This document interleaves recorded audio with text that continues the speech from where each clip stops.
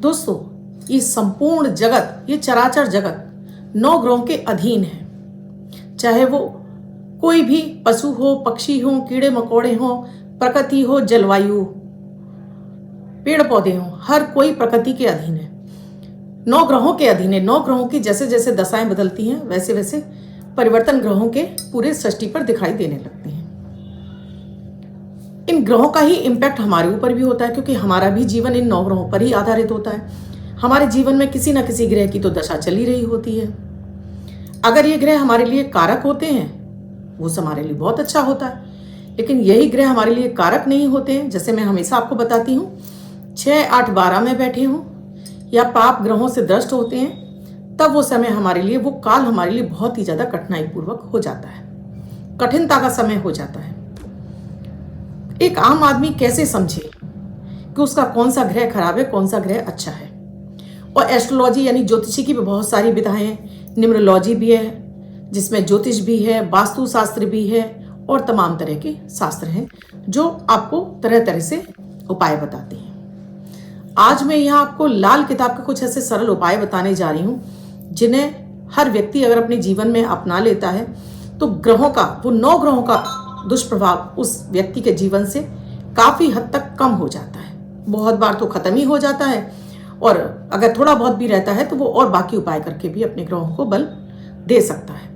ग्रहों में सही बलाबल होता है तो जीवन में हम तरक्कियां जल्दी जल्दी करते चले जाते हैं। तो आज लाल किताब के बारे में ही मैं आपको बताने जा रही हूँ। लाल किताब कुछ ऐसे टोटके और उपाय बताता है जिसमें कुछ सरल भी हैं और कुछ कठिन भी हैं। मैं आपको कुछ ऐसे बताऊंगी जिन्हें मैं भी अपनाती हूँ। मैं लाल किताब के हर उपाय को नहीं मानती हूँ।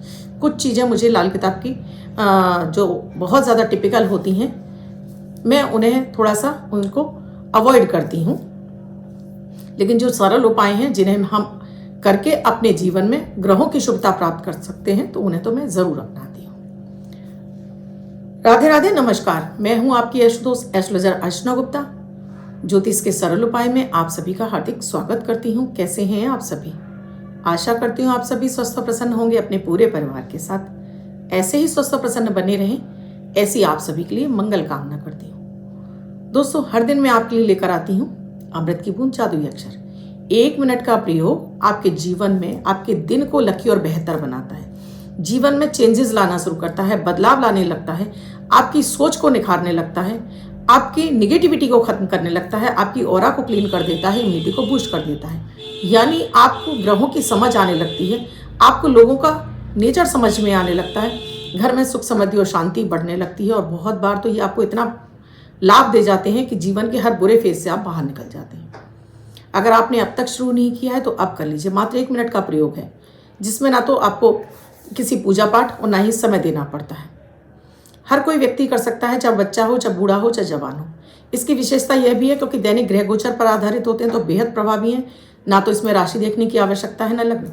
किसी भी देश, किसी भी भाषा, किसी भी धर्म का व्यक्ति करके ना शुभता प्राप्त कर सकता है। अगर आपने अब तक शुरू नहीं किए हैं तो आप कर लीजिए। 8 दिन के अंदर इनका बेहतर रिजल्ट आपको आने लगेगा। मैं आपकी एस्ट्रोलॉजर यानी ज्योतिषी हूँ, वास्तुशास्त्री, न्यूमरोलॉजिस्ट, लाल किताब रीडर और साथ में चेहरा और हाथ भी पढ़ लेती हूँ। वीडियो शुरू करूँ उससे पहले आप सभी से एक ही रिक्वेस्ट है, आप मेरे चैनल से नए जुड़े हैं, आपने अब तक चैनल को सब्सक्राइब नहीं किया और आपको मेरे वीडियोस अच्छे लग रहे हैं और आप चाहते हैं आपको हर दिन मेरे वीडियोस समय से मिलते रहें, तो चैनल को सब्सक्राइब कीजिए और घंटी के बटन को ऑल पर करना बिल्कुल ना भूलें। दोस्तों, सबसे पहले बात करूंगी अमृत की बूंद और जादुई अक्षर। हर दिन देती हूँ अमृत की बूंद और जादुई अक्षर, साथ में देती हूँ राहु काल और अभिजीत मुहूर्त का समय, और साथ में ही लकी नंबर। ये आपके जीवन को, पूरे दिन को व्यवस्थित कर देते हैं।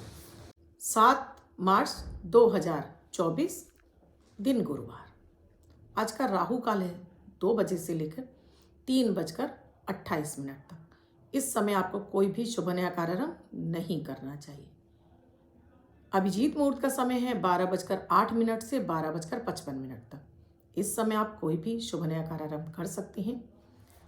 आज की अमृत की बूंद में आपको 2 बूंद दूध में थोड़ा सा केसर या हल्दी घोलिए और इसका तिलक नारायण को लगाकर, गणेश जी को लगाकर, नारायण को लगाकर अपने मस्तक पर लगा लीजिए। और आप इसको मंदिर में ईष्ट को नहीं लगाना चाहते तो डायरेक्ट अपने मस्तक पर लगा लीजिए। देखिएगा आज आपका लोगों पर इम्पैक्ट यानी प्रभाव बहुत अच्छा जाने वाला है। जादुई अक्षर है हनुमान वाला, इस हाँ शब्द को रेड कलर के पेन से लेफ्ट हैंड पर कहीं भी लिख कर छोड़ दीजिए। 24 घंटे तक लिखा रहने दीजिए। दूसरे दिन आप नहाएंगे धुल जाएगा। नया शब्द देती हूँ, आप उसे फिर से लिख सकते हैं। आप इसको अपने हाथ पर नहीं लिखना चाहते हैं, छोटी सफ़ेद कागज़ की चिट लीजिए, रेड कलर के पेन से लिखिए, फोल्ड करके पर्स या पॉकेट में रखिए। 24 घंटे तक साथ रखिए। दूसरे दिन फाड़ कर किसी पेड़ की जड़ में छोड़ दीजिए। आप इसे नाली में ना बहाएं। दोस्तों, आज बात हो रही है 9 ग्रहों के छोटे छोटे से ऐसे कौन से उपाय हैं जिसे हर व्यक्ति कर सकता है, चाहे बच्चा हो, चाहे बूढ़ा हो, चाहे जवान हो, जिससे 9 ग्रहों की पीड़ाएं उसके जीवन से समाप्त होना शुरू हो जाएं और उसे 9 ग्रह जन्य जो पीड़ाएं मिल रही हैं उनसे उसे शांति मिले और उसका जीवन तरक्की पर जाए, उन्नति करे और दिनों दिन उसके जीवन में धन, वैभव, ऐश्वर्य आना शुरू हो। आर्थिक सुख, मानसिक सुख और शारीरिक सुख, तीनों सुख उसको प्राप्त हो। तो 9 ग्रह आप सभी जानते हैं, सूर्य, चंद्र, मंगल, गुरु, बुध, शुक्र, शनि, राहु, केतु। अब लाल किताब में मैं इनके उपाय बता रही हूँ। सूर्य, जो कि आपके आत्मा का कारक है, यानी आपके आत्मबल का कारक है, जो आपके पिता का कारक है, जो आपके आत्मसम्मान का कारक है, जो आपके हड्डियों का भी कारक है, इसको प्रबल करने के लिए लाल किताब कहता है पिता को सम्मान दीजिए, पिता के पांव हाथ लगाइए, पिता समान व्यक्तियों के पांव हाथ लगाते रहिए। साथ में ही छोटा सा गुड़ का टुकड़ा सुबह खाली पेट गुनगुने पानी के साथ में खाना शुरू करिए। इससे आपका सूर्य प्रबल होने लगेगा। तो बहुत सरल है, हर बच्चे, हर बड़े, हर बुजुर्ग को कर लेना चाहिए। आप अगर आपके पिता नहीं है या पिता समान किसी व्यक्ति को आप नहीं पैर छूना चाहते तो अपने ईष्ट के आप प्रणाम कर लीजिए, ईष्ट के पांव हाथ लगा लीजिए, यानी अपने प्रभु के नारायण के चरण स्पर्श कर लीजिए। कितना सरल उपाय है। इससे आपका सूर्य भी प्रबल होगा, लाइफ में सूर्य के आपको प्रभाव अच्छे मिलने लगेंगे, सरकारी क्षेत्र में सफलता मिलेंगी, मान सम्मान में वृद्धि होगी, हड्डी के रोग आपके कम होंगे। लाल किताब कहता है अगर चंद्रमा पीड़ित है तो आप माता का सम्मान करें, माँ समान लोगों का, माँ समान स्त्रियों का सम्मान करें, माता का सम्मान करें, पानी को बर्बाद ना करें, तो आपका चंद्रमा अच्छा होता है। तो इसमें माँ को डेली पाँव हाथ लगाने में बहुत अच्छी बात है, माँ का सम्मान करने में, माँ के साथ में पाँव हाथ लगा लीजिए, माँ से कोई चांदी की चीज़ लेकर अपने पास रख लीजिए, डेली माँ को प्रणाम करके जाइए, मंदिर में माता के दर्शन करके जाइए, इससे आपका चंद्रमा अच्छा होगा। जल को हमेशा कांच की बोतल में एक चांदी का टुकड़ा डालकर उत्तर दिशा में स्थापित कर दीजिए, ये भी लाल किताब का उपाय है, इससे भी चंद्रमा अच्छा हो जाता है, करने में कोई बुराई नहीं है। ये भी एक सरल सा उपाय है, आप आराम से कर सकते हैं। मंगल आपका खराब हो रहा है, मंगल खराब होता है तो एक तो आपके चिड़चिड़ाहट और गुस्सा बढ़ा देता है, बार बार चोट एक्सीडेंट कराने लगता है, आपके अपने भाइयों के साथ में रिश्ता खराब होने लगता है, जमीन जायदाद से संबंधित आपके रिश्ते जो विवाद हैं वो बढ़ने लगते हैं, कोर्ट केस इत्यादि भी मंगल के खराब होने से होने लगता है। रक्तजन्य बीमारियां हैं आपको मंगल से होने लगती हैं। तो मंगल को ठीक करना है तो अपने भाइयों के साथ में रिश्ता अच्छा रखिए, हमेशा भाइयों के साथ में अच्छा व्यवहार कीजिए, हनुमान जी की आराधना कीजिए, लाल चंदन का टीका अपने मस्तक पर लगाइए, आपका मंगल अच्छा हो जाएगा। गुड़ का सेवन कर सकते हैं, मंगल अच्छा हो जाएगा, ये लाल किताब कहती है।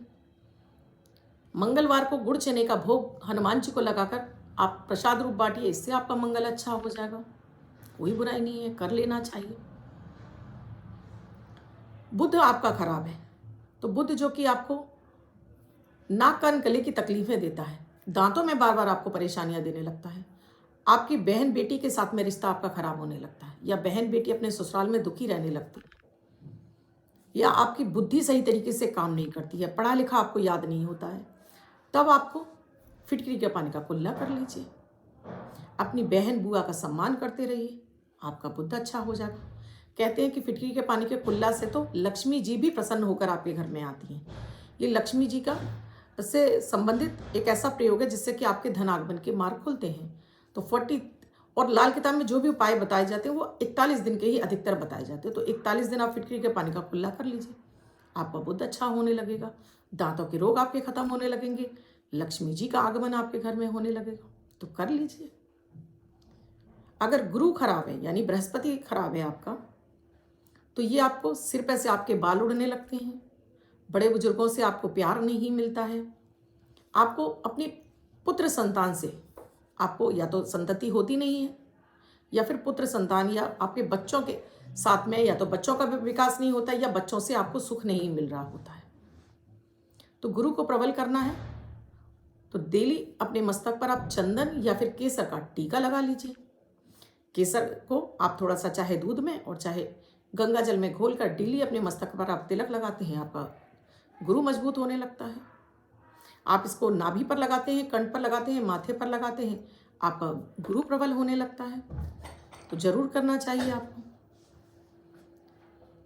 लाल किताब कहती है अगर शुक्र खराब है आपको तो शुक्र आपको जननांग से संबंधित समस्याएं देता है, आपको पेशाब के रोग देने लगता है, आपको इंटरनल ऐसी परेशानियां जैसे कि मूत्र विकार इत्यादि आपको समस्याएं देने लगता है, आपके हार्मोन्स गड़बड़ होने लगते हैं, पति पत्नी का रिश्ता भी खराब होने लगता है शुक्र के खराब होने से।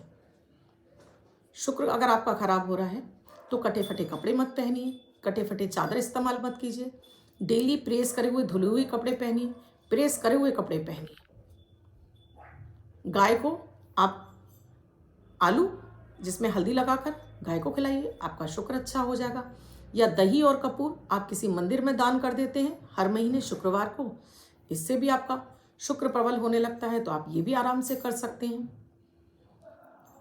शनि आपका खराब हो रहा होगा तो आपको जोड़ों के रोग होने लगते हैं, आपके घर में सीलन आने लगती है, आपके अपने चाचा के साथ में संबंध खराब होने लगते हैं, आपका काम धंधा भी खराब होने लगता है और आप बीमार भी रहने लगते हैं शनि के खराब होने से। आपके जो वर्कर्स हैं वो भी छोड़कर आपको जाने लगते हैं अगर आपके शनि खराब होते हैं तो लाल किताब कहती है कि अगर शनि आपके खराब हो रहे हैं तो पहले तो अपने चाचा के साथ में अपना रिश्ता अच्छा रखिए। दूसरा, हर दिन आप घी चीनी लगी रोटी कौवे को डालना शुरू करिए। वैसे तो ये 43 दिन का प्रयोग है, 41 दिन का प्रयोग है, लेकिन ये कहते हैं अगर कौवे को रोटी देनी है तो नित्य दे दीजिए तो क्या जाता है। एक रोटी अगर पक्षियों को दी जा रही है तो इससे तो आपका भाग्योदय होगा, आपका इससे राहु केतु भी अच्छा होगा, तो देते रहने में भी कोई बुराई नहीं है। एक रोटी आप डेली पक्षियों को डाल सकते हैं। शुक्र को प्रबल करने के लिए एक रोटी घी चीनी लगाकर आप गाय को खिला सकते हैं, इससे आपका शुक्र प्रबल होगा, इसे भी करने में कोई बुराई नहीं है। अगर आपका राहु खराब हो रहा है तो बेवजह आपके घर में झगड़े होने लगते हैं, बेवजह ही आपको रोग बीमारियों का सामना करना पड़ता है, बेवजह ही आपके कोर्ट केस बढ़ने लगते हैं अगर आपका राहु खराब हो रहा है। तो लाल किताब कहती है अगर आपका राहु खराब हो रहा है तो जॉइंट फैमिली में रहना शुरू कर दीजिए, अपने परिवार के साथ में एक साथ रहिए। एक समय का भोजन आप किचन में बैठकर खा लीजिए, अपने भाइयों के साथ में रिश्ता अच्छा रखिए, हर दिन पक्षियों को जौ खिलाना शुरू करिए, आपका राहु अच्छा हो जाएगा। तो इसमें भी कोई ऐसा बड़ा काम नहीं है जो ना हो सके। एक समय का भोजन अपनी रसोई घर में बैठकर खा लीजिए, इससे भी आपका राहु अच्छा हो जाएगा।